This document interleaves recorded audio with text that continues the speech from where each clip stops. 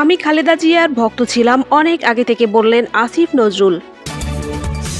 ওসমান হাদির খুনিদের বিচারের দাবিতে ইসলামী ছাত্র আন্দোলনের পদযাত্রা। জিয়াউর রহমান ও খালেদা জিয়ার কবরে ইউটিউবের শ্রদ্ধা। শুনছিলেন শিরোনাম, এবারে বিস্তারিত।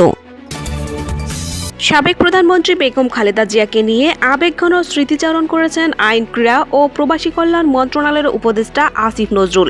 শুক্রবার নিজের ফেসবুক পোস্টে তিনি বেগম খালেদা জিয়ার রাজনৈতিক ব্যক্তিত্ব ও নেতৃত্ব নিয়ে স্মৃতির কথা তুলে ধরেন।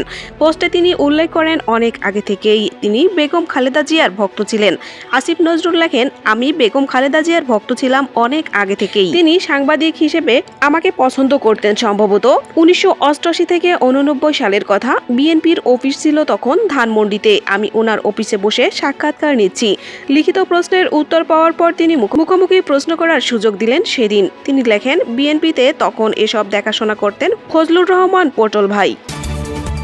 এদিকে শহীদ ওসমান হাদির উপর হামলার 1 মাস ও খুনিদের বিচারের দাবিতে আধিপত্যবাদ বিরোধী পদযাত্রা করছে ইসলামী ছাত্র আন্দোলন বাংলাদেশ।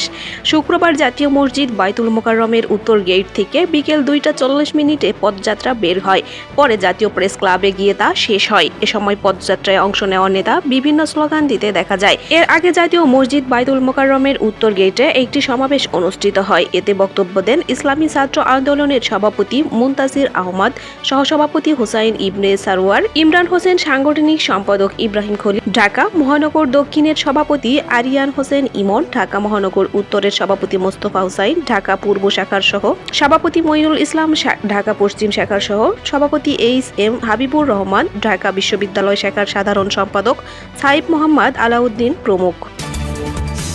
এদিকে বিএনপির প্রতিষ্ঠাতা জিয়াউর রহমান ও দলের চেয়ারপারসন বেগম খালেদা জিয়ার কবর জিয়ারত করে সেখানে ফুল দিয়ে শ্রদ্ধা জানিয়েছেন university teachers association of Bangladesh.